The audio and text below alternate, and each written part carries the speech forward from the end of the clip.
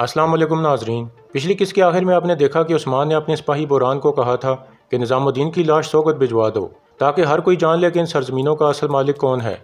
اس قسط کے آغاز میں علی شار سوگت پہنچ جاتا ہے اور جرکتائی سے پوچھتا ہے عثمان اور ادابالی کہاں ہیں؟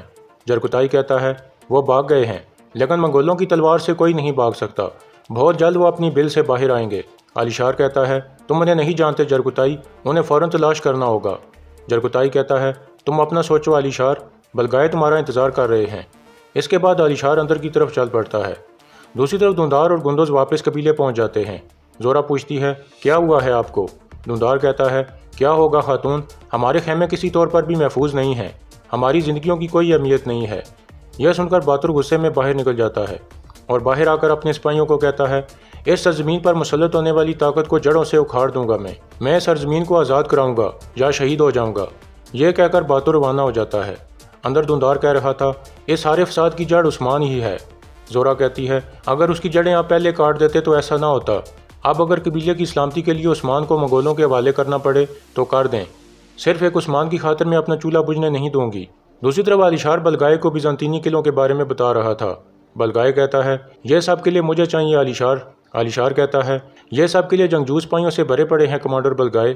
بلگائے غصے میں کہتا ہے مجھے قسطنطنیہ چاہیے بس، اور تم مجھے بیزنطینی دیواریں دکھا رہے ہو۔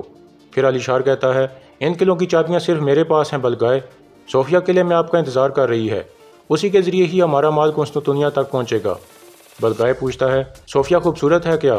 علی شار کہتا ہے چاند کی طرح روشن، پھولوں کی مانند خوبصورت اور سانپ کی طرح زہریلی۔ اتنے میں ایک منگول کمانڈر اندر آ کر کہتا ہے بلگائے صاحب، عثمان نے علی شار صاحب کے لیے ایک تحفہ بھیجا ہے۔ بلگائے کہتا ہے عثمان کی اتنی جرأت، چلو دکھاؤ مجھے۔ دوسری طرف عثمان اور اس کے ساتھی ایک غار میں پہنچ جاتے ہیں۔ عثمان کہتا ہے سب اپنی تلواریں تیز کر لو، آج ہمارا ایک سپاہی گیا ہے تو اس کے بدلے ان کے 1000 سپاہی جائیں گے، اس وقت وہ نور ہمارا انتظار کر رہا ہوگا، چلو چلیں۔ وہ جانے لگتے ہیں تو شیخ ادابالی کہتے ہیں ٹھہرو بیٹے، یہ غصے اور جلد بازی کا وقت نہیں ہے، وہ منگول کو نور کو استعمال کر کے تمہیں کسی مشکل میں ڈال سکتے ہیں۔ کچھ کام سب کے سامنے تلوار سے کیے جاتے ہیں اور کچھ کام چھپ کر کیے جاتے ہیں۔ پھر ادابالی بالا کو کہتے ہیں آپ اور گنجا بیس بدل کر کائی قبیلے جائیں، آپ لوگ وہاں ہمارے کان اور آنکھیں ہوں گی۔ پھر عثمان کہتا ہے بامسی صاحب آپ خواتین کو قبیلے لے جائیں، میں بتاؤں گا کہ آپ کو کیا کرنا ہے۔ اس کے بعد بامسی اور دونوں خواتین باہر نکل جاتی ہیں۔ دوسری طرف سوگت میں نظام الدین کی لاش کو اندر لایا جاتا ہے، سب اسے غور سے دیکھنے لگتے ہیں۔ پھر منگول کہتا ہے اس کے سینے پر کائی والوں کا تیر لگا ہے علی شار۔ بلگائے کہتا ہے ظاہر ہے کہ یہ عثمان نے کیا ہے، یہ لڑکا عثمان ہمارے لیے بہت بڑی مصیبت بن گیا ہے، غصہ آ رہا ہے مجھے کہ یہ سرزمین آخر میں نے کس کے حوالے کر دی۔ یہ سن کر علی شار کہتا ہے عثمان میں تمہیں زندہ دفن کر دوں گا، میں تمہاری کھال اتار کر جانوروں کے آگے ڈال دوں گا۔ پھر بلگائے پوچھتا ہے یہ لاش کس کی ہے اور عثمان کا اس سے کیا تعلق تھا؟ علی شار کہتا ہے یہ نئے بازار کے ذمہ دار نظام الدین کی لاش ہے۔ پھر جرکتائی کہتا ہے لگتا ہے عثمان کا مقصد کچھ اور ہے بلگائے۔ بلگائے کہتا ہے اگر ایسا ہے تو یہاں کیوں کھڑے ہو، جا کر پتہ لگاؤ کہ کیا مقصد ہے۔ یہ سن کر جرکتائی باہر نکل جاتا ہے۔ پھر بلگائے کہتا ہے اب تم اس بارے میں کیا کہو گے علی شار؟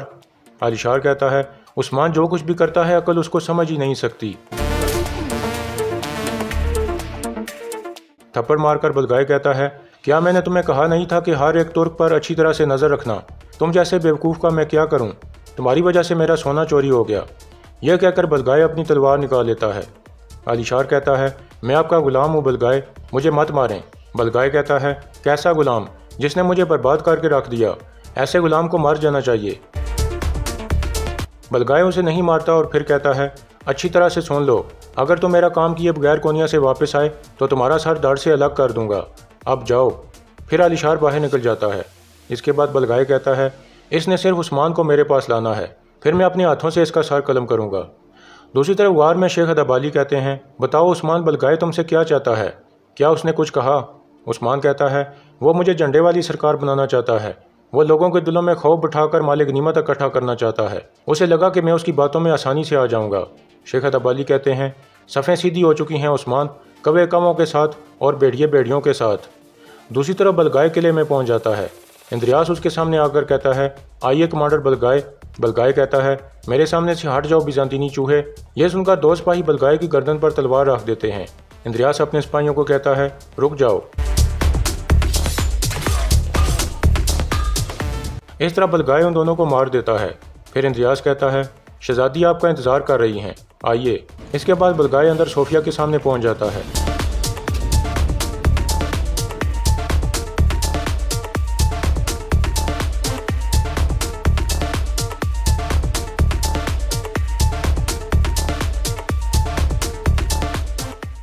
پھر بلگائے کہتا ہے، چاند کی طرح سفید، پھولوں کی طرح خوبصورت اور سانپ کی طرح زہریلی صوفیہ تم ہو۔ صوفیہ کہتی ہے، طاقتور منگول بلگائے، ہمارے غریب خانے پر خوش آمدید۔ پھر صوفیہ کہتی ہے، مجھے لگا کہ علیشار بھی آپ کے ساتھ آئے گا۔ بلگائے کہتا ہے، اسے میں نے کونیا بھیج دیا ہے، لیکن میں خالی ہاتھ نہیں آیا صوفیہ۔ یہ کہہ کر بلگائے جرگتائی کو اشارہ کرتا ہے تو وہ ایک صندوق کھول دیتا ہے جس میں نظام الدین کا سار پڑا ہوا تھا۔ پھر بلگائے پوچھتا ہے، نظام الدین تمہارے لیے کب سے کام کر رہا تھا؟ صوفیہ کہتی ہے، اسے آپ کہاں سے لے آئے کمانڈر بلگائے؟ یہ سالوں سے علیشار کی غلامی کرنے والا نظام الدین ہے، میرا اس سے کیا لینا دینا؟ بلگائے کہتا ہے، خاموش ہو جاؤ، میری سمجھ میں سب کچھ آ گیا ہے۔ تمہارے جاسوس نے ادابالی کے درویش اقجا کو مارنے کی کوشش کیوں کی؟ صوفیہ کہتی ہے، ادابالی جتنا آپ کا دشمن ہے اتنا ہی میرا بھی ہے، اور دشمن اگر ایک نکل آئے تو اتحاد اور بھی زیادہ مضبوط ہو جاتا ہے کمانڈر صاحب۔ بلگائے کہتا ہے، میں یہاں پر اتحاد کرنے نہیں آیا۔ پھر بلگائے تخت پر بیٹھ کر کہتا ہے، میں تمہیں اپنی کنیز بنانے آیا ہوں صوفیہ۔ صوفیہ آگے اگر کہتی ہے، میں کلوجہ اسہار میں ہی نہیں بلکہ قسطنطنیہ میں بھی آپ کی غلام بننے کے لیے تیار ہوں۔ یہ سن کر بلگائے ہنسنے لگتا ہے اور پھر کہتا ہے، تم مجھے پسند آئی، عقل مند ہو، لالچی بھی ہو اور اپنی طرف قائل کرنے والی بھی۔ دوسری طرف عثمان کہہ رہا تھا، سوگت کے 4 دروازے ہیں، ہم بازار کے پیچھے سے اندر داخل ہوں گے۔ ترکوں کو تکلیف پہنچانے کی قیمت صرف خون ہے، پہلے منگول اور پھر ساری دنیا کو بتا دیں گے۔ دوسری طرف صوفیہ پوچھتی ہے، اور آپ مجھ سے کیا چاہتے ہیں بلگائے صاحب؟ بلگائے کہتا ہے، میں کلوجہ اسہار اور اس کے اندر کی خوبصورتی حاصل کر چکا، اب تم باقی تمام قلعوں کو بھی میرا تابعدار بناؤ گی۔ صوفیہ کہتی ہے، میری منزل اب آپ کے ساتھ ہے، اب آپ کے مضبوط ہاتھوں کی خدمت میرا واحد فرض ہے۔ یہ کہہ کر صوفیہ اس کا ہاتھ چومنے لگتی ہے، پھر وہ گھٹنوں کے بل بیٹھ کر کہتی ہے، میں پوری طرح سے آپ کی اطاعت کروں گی۔ یہ سن کر یانیس مسکرانے لگتا ہے اور بلگائے بھی خوش ہو جاتا ہے۔ دوسری طرف بالا اور گونجا کائے کی بیلے میں پہنچ جاتی ہیں۔ سلجان کہتی ہے، میں عثمان کے لیے بہت پریشان ہوں، اس کی کوئی خبر نہیں ہے۔ بالا کہتی ہے، آپ بالکل فکر نہ کریں سلجان خاتون، عثمان ٹھیک ہے، میں آپ کو سب کچھ بتاتی ہوں، پہلے آپ بتائیں کہ یہاں حالات کیسے ہیں؟ سلجان کہتی ہے، بلگائے کو عثمان چاہیے اور دوندار صاحب ایسا کرنے کو تیار ہیں۔ پھر عائشہ خاتون کہتی ہے، بلگائے نے 3 دن کی مہلت دی ہے بالا خاتون، اگر 3 دن میں عثمان نہ آیا تو وہ ہمارے قبیلے کو تباہ کر دے گا۔ یہ سن کر گونجا کہتی ہے، آپ یہیں ٹھہریں بالا خاتون، میں ان کو خبر دینے جاتی ہوں۔ یہ کہہ کر گونجا باہر نکل جاتی ہے۔ دوسری طرف بلگائے قلعے سے جا چکا تھا۔ صوفیہ کہتی ہے، اب ہم بلگائے سے جان کیسے چھڑائیں گے بابا؟ یانیس کہتا ہے، ہر شخص کی ایک کمزوری ہوتی ہے اور بلگائے کی کمزوری میں جانتا ہوں۔ یہ کہہ کر یانیس کھڑا ہو جاتا ہے اور کہتا ہے، میں بلگائے سے ملنے جا رہا ہوں، تمہاری وجہ سے مجھے پتہ چل گیا ہے کہ اسے کیا چاہیے۔ یہ کہہ کر یانیس روانہ ہو جاتا ہے۔ اس کے بعد رات کا وقت ہو جاتا ہے۔ کائی قبیلے میں ایک جرگہ شروع ہو چکا تھا۔ دوندار کہتا ہے، منگولوں نے 3 دن کی مہلت دی ہے، انہیں صرف عثمان چاہیے۔ یہ سن کر ایک آدمی کہتا ہے، تو یہ سب مصیبتیں اور تکلیفیں عثمان کی وجہ سے ہیں، اسے منگولوں کے حوالے کریں اور جان چھڑائیں۔ یہ سن کر گندز کہتا ہے، کیا سمجھ رکھا ہے آپ نے عثمان کو؟ میرے بابا جان کی امانت ہے وہ۔ پھر ایک اور آدمی کہتا ہے، ہمارے بچے کس کی امانت ہیں گندز صاحب؟ دیکھا جائے تو سردار پورے قبیلے کا ذمہ دار ہوتا ہے۔ گندز کہتا ہے، صرف عثمان ہی نہیں، میں ان لوگوں کو جھنڈے کا ایک ٹکڑا بھی نہیں دوں گا۔ مسئلہ عثمان نہیں ہے، مسئلہ آزادی ہے۔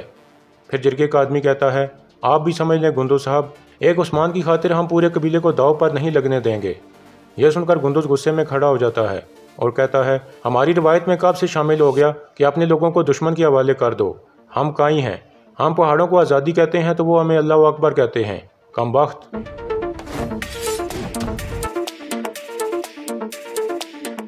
پھر دوندار ان دونوں کو روک لیتا ہے اور کہتا ہے، ایسا لگ رہا ہے جیسے اس جرگے میں کوئی سردار نہیں ہے، سب بیٹھ جائیں۔ اس کے بعد جرگے کے تمام آدمی ایک طرف کھڑے ہو جاتے ہیں۔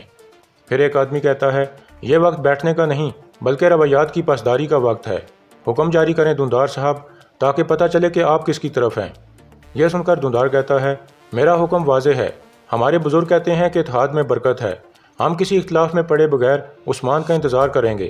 عثمان ضرور آئے گا، وہ اپنے قبیلے کو تنہا نہیں چھوڑے گا، وہ ہر حال میں آئے گا۔